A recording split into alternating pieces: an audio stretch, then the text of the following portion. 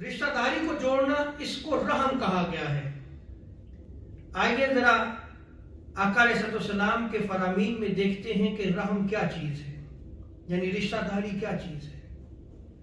سیدنا ابو ہریرہ رضی اللہ تعالی عنہ اس روایت کو نقل فرماتے ہیں کہ جب اللہ تبارک و تعالی نے مخلوق کو پیدا فرمایا اور مخلوق کو پیدا کرنے کے بعد جب اللہ رب العزت نے فراغت پائی تو رحم یعنی رشتہ داری، یہ رحم کھڑا ہو کر اللہ رب العزت کی بارگاہ میں عرض کرنے لگا، اللہ کی بارگاہ میں دعا کرنے لگا، اے اللہ میں تیری پناہ میں آتا ہوں کہ مجھے توڑا جائے۔ اللہ رب العزت نے فرمایا، اے رحم، اے رشتہ داری، کیا تو اس سے راضی نہیں ہے کہ میں اسے ملاؤں جو تجھے ملائے، میں اسے جوڑوں جو تجھے جوڑے، اور اس سے تعلق کو توڑ لوں گا جو تجھے توڑے گا، میں اس کو توڑ دوں گا جو تجھے توڑے گا۔ رحم نے عرض کیا، اے باری تعالیٰ میں راضی ہوں۔ حضرت ثوبان رضی اللہ تعالیٰ عنہ اس روایت کو نقل فرماتے ہیں کہ 3 چیزیں عرش الہی کے ساتھ لٹکی ہیں، ان میں سے ایک رحم ہے، یہ عرش الہی کے ساتھ لٹکا ہوا ہے۔ رحم کہتے ہیں رشتہ داری کو۔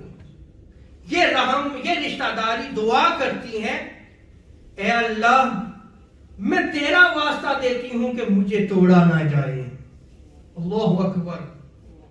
تو اے بندہ مومن، تو غور کر، کیا تو رشتہ داری کو جوڑتا ہے یا توڑتا ہے؟ ام المومنین حضرت عائشہ صدیقہ رضی اللہ تعالی عنہا بیان کرتی ہیں کہ آقا علیہ السلام نے بیان فرمایا، رحم عرش کے ساتھ لٹکا ہوا ہے، یعنی یہ رشتہ داری عرش کے ساتھ لٹکی ہے، اور کہتا ہے یہ رحم، اے اللہ جو مجھے ملائے، یعنی رشتوں کا خیال رکھے، رشتوں داروں کے ساتھ اچھا سلوک رکھے، ان کے ساتھ اچھا بیہیو رکھے، اللہ تو اس کو ملائے گا، اے اللہ تو اس کو ملائے گا، یعنی اللہ تعالیٰ اس کو اپنا قرب عطا فرمائے گا جو رشتوں کا خیال رکھے گا۔ اب جو اللہ رب العزت کا قرب چاہتا ہے اسے چاہیے کہ وہ صلہ رحمی کرے۔ قرب الہی کا یہ بھی ایک اہم ذریعہ ہے۔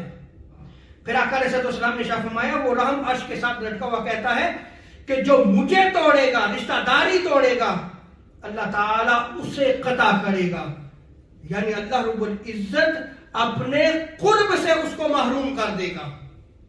اسی طرح حضرت عبد الرحمن بن عوف رضی اللہ تعالی عنہ اس روایت کو نقل فرماتے ہیں، اللہ تبارک و تعالی ارشاد فرماتا ہے، میں اللہ ہوں اور میں رحمان ہوں، اور میں نے رحم کو پیدا فرمایا، یعنی رشتہ داری، اور اس رحم کا نام میں نے اپنے نام سے نکالا، یعنی رحم کو رحمان سے نکالا، اور اب جو کوئی اسے جوڑے گا میں اسے جوڑوں گا، اور جو اسے توڑے گا میں اسے توڑوں گا۔